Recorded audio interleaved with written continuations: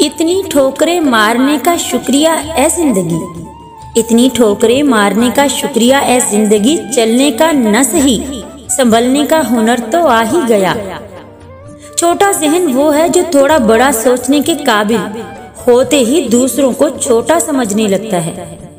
मैंने सीखा है कि जो करना चाहते हो बस शुरू कर दो, जहां हो वहीं से कर दो, चाहे कितना ही छोटा काम हो।